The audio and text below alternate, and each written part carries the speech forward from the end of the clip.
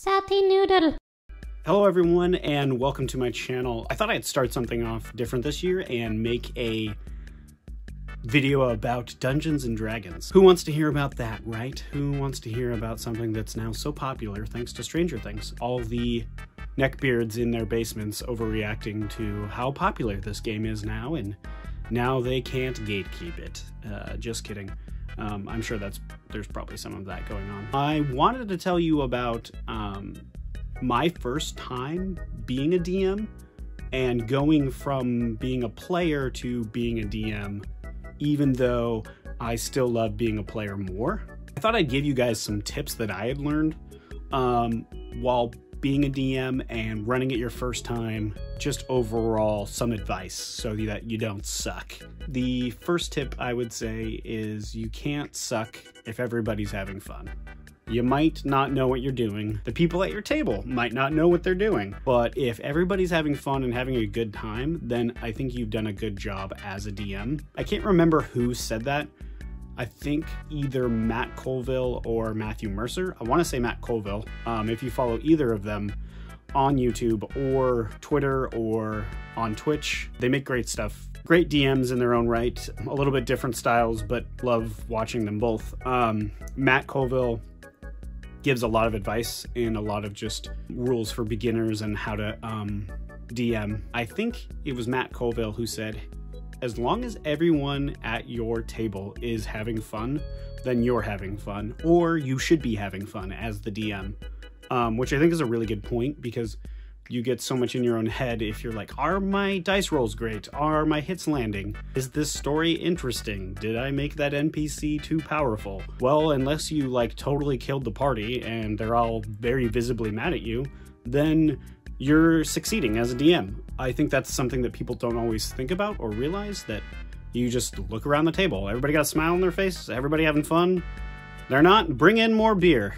That's something that should be super important and something that people need to remember. Make sure you're playing with your friends or play with people you know if you're DMing, especially the first time. It doesn't hurt to have one person in your party that has been a DM. Somebody in your party who has DM'd is a good resource, because sometimes they can stop you, you know, maybe not rudely or abruptly, but hey, just so you know, it doesn't work that way. Do it this way. Or maybe they pull you aside and say, you're doing great, just remember to do this, or you're forgetting how to do this, or stuff like that. I had a friend that I would pull aside every 30 minutes or an hour. If you're playing like, you know, a 4-hour session, you might pull them aside 3 times and be like, hey, so is this how this works? And is this, should I be following these rules? And I would say everything in the handbook and stuff is guidelines, which brings me to my next point. The first time I DM'd, I pulled stuff from a lot of level 1 adventures, and that was a blast.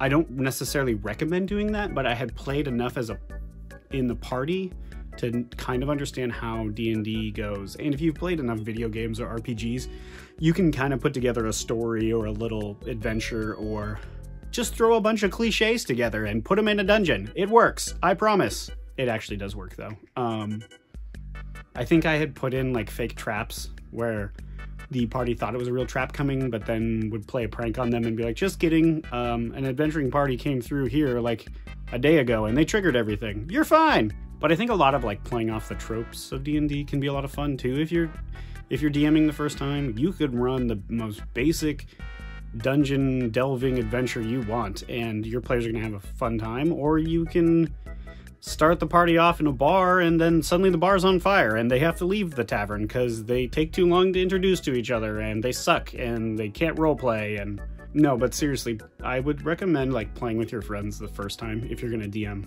because there's not a lot of pressure. You've already got to at least balance some things. I would say it's a little overwhelming at first, but not crazy, especially if your party is only level 1.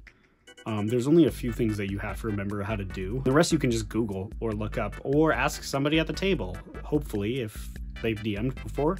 Over the break, Christmas break, I ran a couple sessions for friends and family. I think I ran around 3 times or 4 times, just one-shot level 1 adventures. Decided to do the Lost Mines of Phandelver, which is a very basic starter adventure, but really good if you have never DM'd at all and you don't want to add any flair, I would recommend you could add some stuff to that. I think I added a little magical gnome who showed up and gave everyone a magical item randomly and then disappeared out of thin air. I think I made him get shot and then he disappeared along with his bag of holding or something like that. But I gave them a bunch of useful / useless level 1 items. I have them roll for a random item. That was a list I found on Reddit, which was awesome. Somebody rolled and got the magical coconuts of sound, which just made sounds of a clopping horse, a la Monty Python. Geez, I can't remember.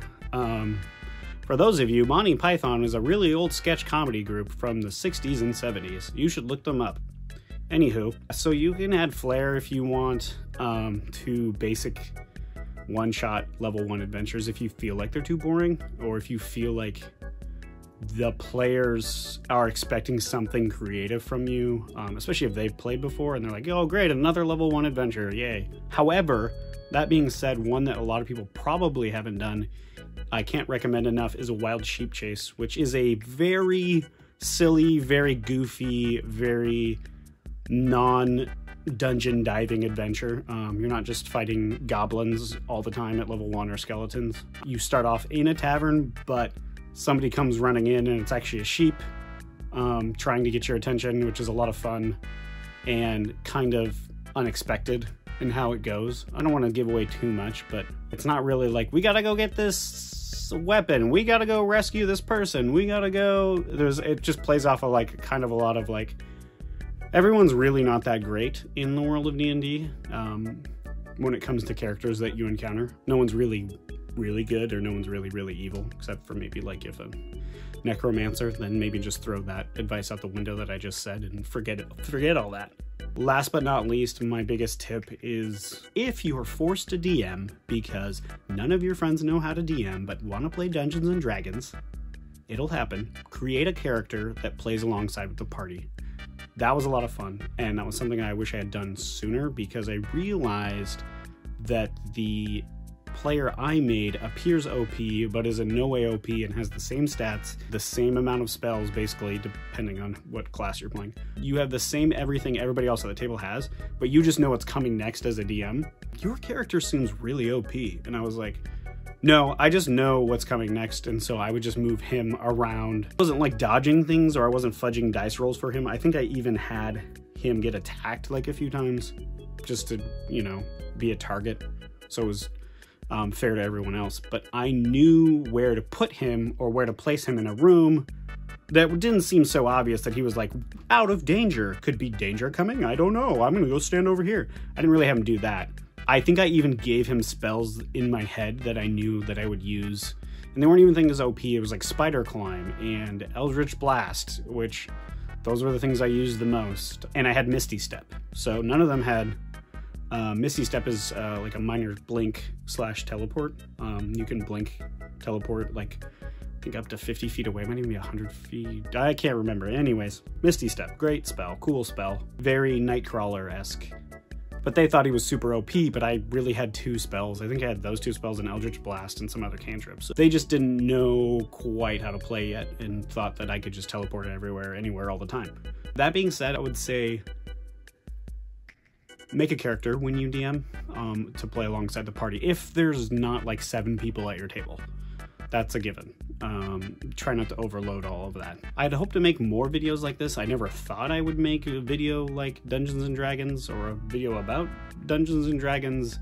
Who would have thought I'd be doing such a nerdy thing with my life, but I can't recommend it enough. D&D has been a great way for me to be social, even though I feel like I'm social, but it's a great thing to do with your friends. And if anybody has any desire to play, talk to them about it. If they're questioning it, because it's so much fun, and it's a great, it's almost, I don't want to like downplay and say it's a great drinking game, but if you're around the right friends and everybody's having a good time, it's just a great practice for improv and acting and role-playing. And I hope to make more videos about this, and maybe more things I've learned, or maybe talk about different adventures I've run. But yeah, I don't know. We'll see. All right.